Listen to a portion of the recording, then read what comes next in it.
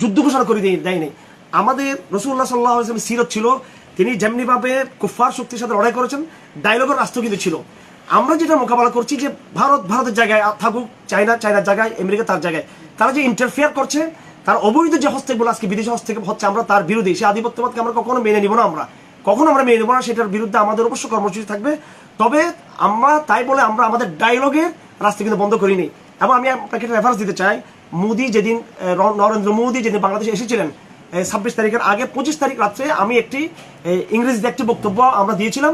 আমি আপনাকে এবং আপনার মাধ্যমে, ফেস দ্য পিপলের মাধ্যমে আহ্বান করবো যে আমাদের সে বক্তব্যটা কি বার্তা আমরা দিয়েছিলাম। আমাদেরকে কথায় কথা আপনি বলেছেন আমাদেরকে জঙ্গিবাদ আখ্যা দেওয়া হয়। আলহামদুলিল্লাহ, উই আর স্মার্ট বিজনিল্লাহ সুবহানাহু ওয়া তাআলা। আমরা রাসূলুল্লাহকে ফলো করি। রাসূলুল্লাহ তিনি ইতিহাসের সবচেয়ে স্মার্ট লিডার ছিলেন। আমাদের নবীজি সাল্লাল্লাহু আলাইহি ওয়াসাল্লাম সবচেয়ে প্রজ্ঞাবান, সবচেয়ে জেনিয়াস লিডার ছিলেন। ইতিহাসের সবচেয়ে জেনিয়াস লিডারের আমরা অনুসারী, ইতিহাসের সবচেয়ে স্মার্ট লিডারের আমরা অনুসারী। সেজন্য আমাদেরকে খুব মনে করে এটা ভুল। আজকে যারা জঙ্গিবাদ বলে আমাদেরকে আপত্তি দেয়, আপনি দেখবেন খুবই অর্ধশিক্ষিত বা স্বল্প শিক্ষিত, কিন্তু মিডিয়ার সাংস্কৃতিক কিছু আচরণের কল্যাণে তারা আজকে হয়তো তারা ফেমাস হয়েছে।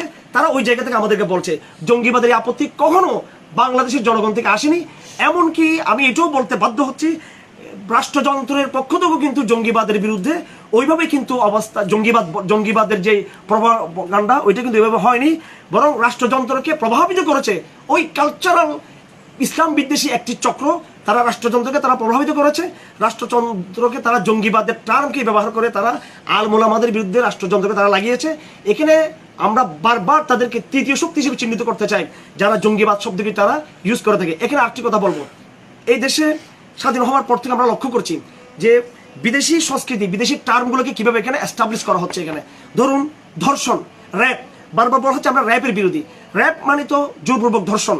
দেখুন, র্যাপকে শুধু একমাত্র র্যাপ বা ধর্ষণের বিরুদ্ধে প্রতিবাদকে সীমাবদ্ধ রেখে সমতার পারস্পরিক সম্মতির ভিত্তিতে যে বেবিচার, সেটাকে কিন্তু বৈধতা দেওয়া হচ্ছেন। তার মানে হচ্ছে পাশ্চাত্যের টার্ম। এখানে যে সমস্ত তথাকথিত বুদ্ধিজীবীরা, এখানে আমাদের এই কিছুদিন আগে আপনারা হয়তো ইউটিউবে পাবেন এই সমস্ত বুদ্ধিজীবীদের আসল চেহারা, এবং তাদের যদি আমি ব্যক্তি চরিত্রে হাত দিতে চাই না, তবে তাদের পরীক্ষার ফলাফল এবং তাদের একাডেমিক তাদের যে ব্যাকগ্রাউন্ড। আমার সাথে বাংলাদেশের সবচেয়ে শ্রেষ্ঠ বিজ্ঞানী জজ রয়েছে ডক্টর শামশের আলী, উনি বাংলাদেশের শ্রেষ্ঠ বিজ্ঞানী, তিনি একজন ইসলামিস্ট তিনি, এবং তার আগে প্রফেসর ডক্টর জামাল নজরুল ইসলাম। আমি চ্যালেঞ্জ করে বলতে চাই, যারা আজকে আমাদের জঙ্গি তমকা লাগায়, একজন ডক্টর জামাল নজরুল ইসলাম তোমাদের মধ্যে দেখাও, যারা তোমরা জঙ্গিবাদের তোমরা মুখে মুখে কথায় কথা তোমরা রব তুলো। যাই হোক, আমরা আজকে মিডিয়া না থাকার কারণে আমরা আমাদের অসংখ্য অবদানকে, আমাদের অসংখ্য যোগাযোগকে, আমাদের সেই পড়ালেখাকে, সেই জায়গাগুলো আমরা হয়তো জনগণের সামনে তুলে আনতে পারছি না। তো এখানে যেটা তারা বিদেশি সংস্কৃতি দ্বারা প্রভাবিত এবং বিদেশি মিডিয়া দ্বারা তারা প্রভাবিত। যেমন আমি জাস্ট একটা উদাহরণ, মিলিটেন্সি বা জঙ্গিবাদ, এটার উদাহরণটা আমি যাবো এর আগে র্যাপ বা দর্শনের উদাহরণে।